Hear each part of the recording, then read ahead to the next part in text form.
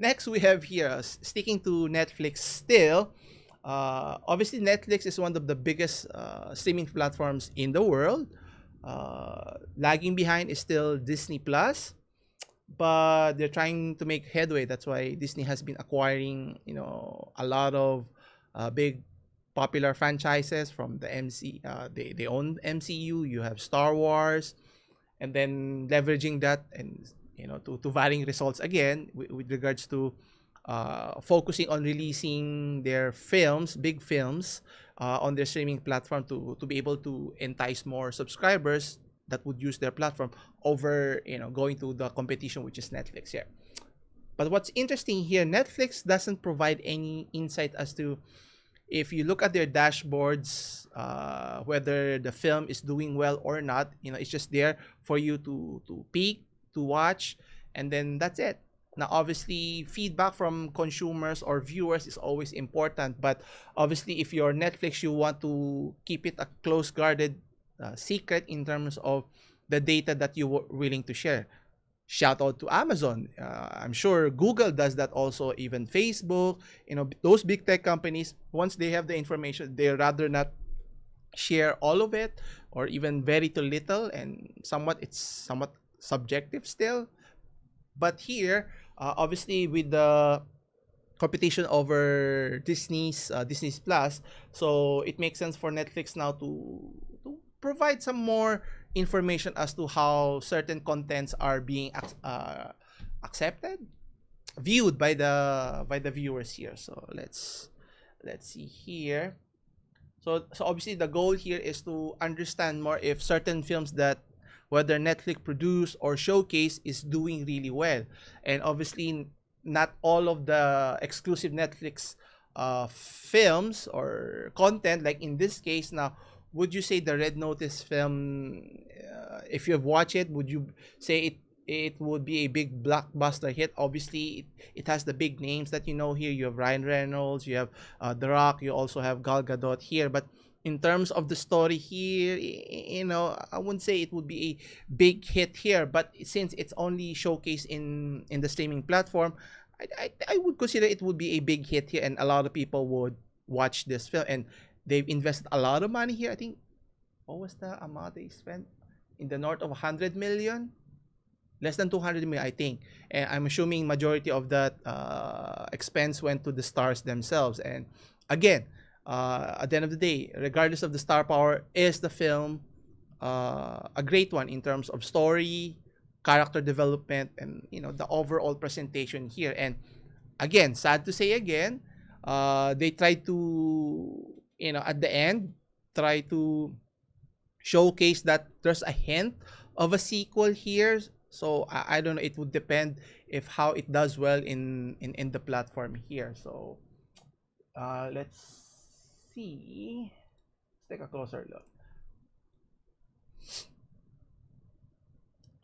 So Netflix is now showcasing a new online hub to share viewership data about its top TV shows and movies. I think this is important. Similar how the Nielsen ratings works in the United States, to show if certain contents are being viewed by how much of the viewers, and in particular the particular demographic that obviously the advertisers are looking forward to.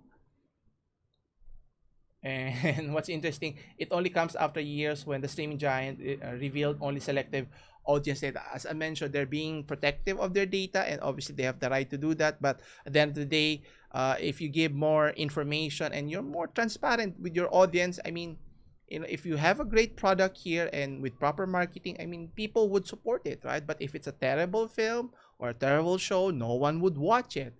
And one thing that I'd like to commend for Netflix is by offering TV shows, original Netflix TV shows that doesn't have a lot of episodes. Typical in the United States, they have 20 plus episodes. I mean, at a certain point, it gets tiring if you watch it, you know, consecutively, especially if you're binge watching it.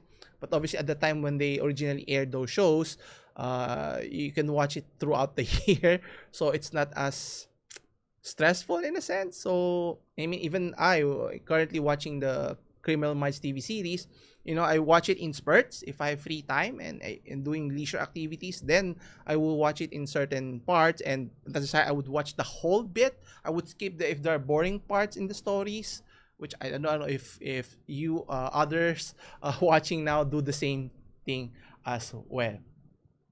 Also, the analyst mentioned that it's not the whole picture, but it's still valuable new weapon in streaming wars. Now, obviously, in a sense, they're trying to showcase that they're doing a tremendous job competing with obviously the other platforms. You have Paramount Plus, Peacock, and you also have Amazon Video. Is it Video?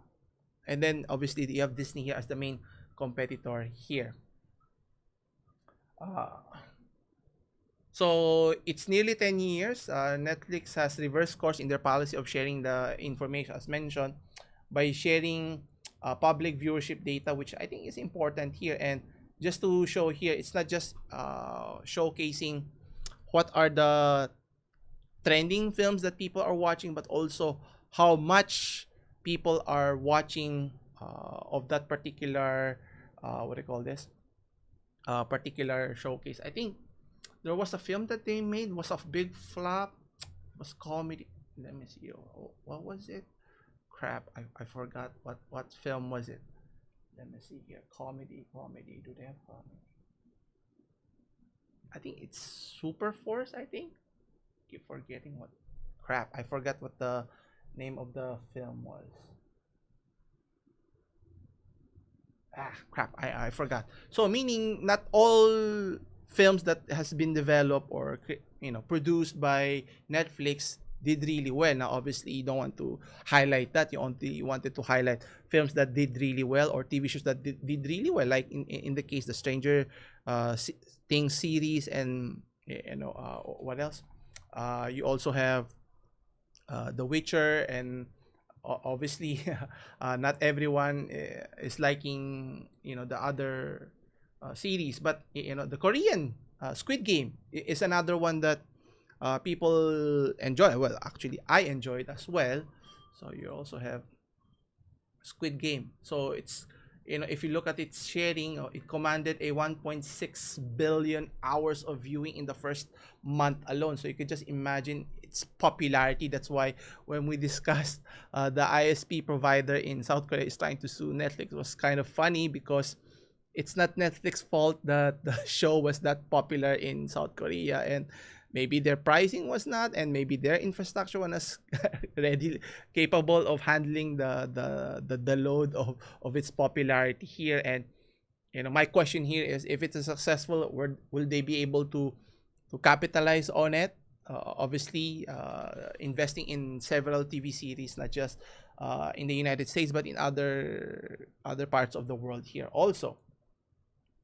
So here they go and mention there are a number of reasons why it makes sense for Netflix to lift the veil to showcase the metrics here. So obviously, based on their 200 million a little over 200 million subscribers, can make a show a hit or not just because it has that strength in followers. So you can just imagine if you have even just a fraction of the total population of 200 million, let's say you have 10% of that, which is 20 million, still a lot of people watching it. So you can just imagine the multiplication numbers in terms of viewing hours. So you can already identify that if it's a big hit. And I don't know how you do the math here.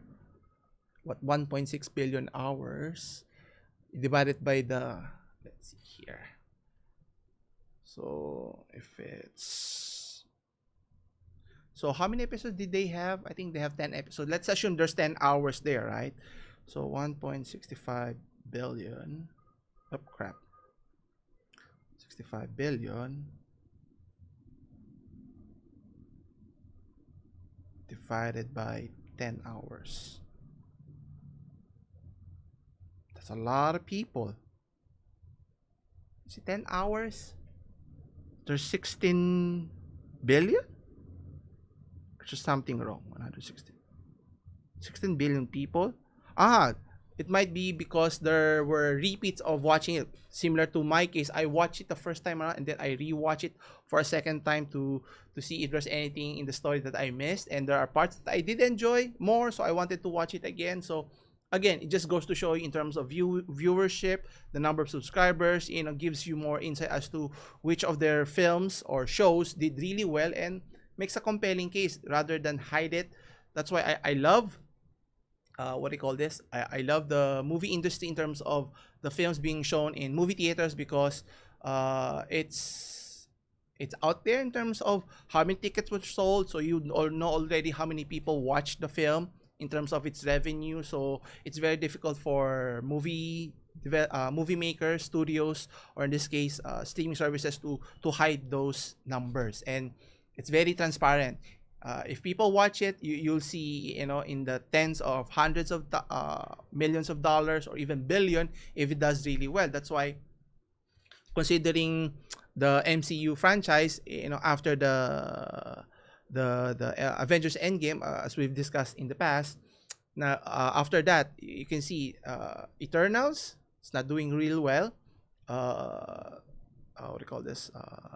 The Black Widow film is not doing really well, and even Shang-Chi, even though it looks nice, but again, the story-wise, at the end of the day, regardless if I like it or not, the question is the majority of viewers, moviegoers, enjoyed the content, and if they did not like it, no, it will show in the revenue in terms of how much it have accumulated, not just domestically, which has, with all the media press of how hyping it out, how well it did, and so forth. But at the end of the day, after months of showcasing it, it's nowhere near to other MCU films that has produced in the north of 500 million to close to a billion or even more.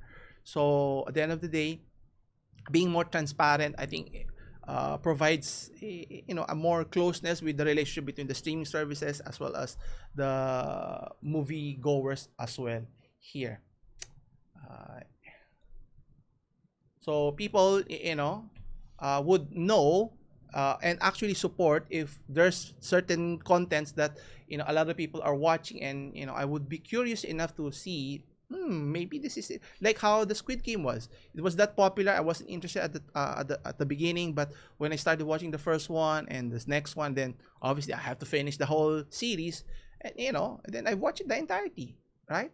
So people would be inclined to support the show, the streaming platform, and obviously this will benefit the platform here. And obviously, if Netflix keeps on curating more content in their library, regardless of new and old, obviously those mix of plethora of options will be compelling enough for me not to look for a different platform. I was seriously considering at the time when they released last year the Wonder Woman 1984 on subscribe to HBO Max, but aside for that film, I had no reasons to subscribe. Maybe watch the Game of Thrones series, but it's not enough for me to switch. So I don't know. It's my that's based on my taste anyhow.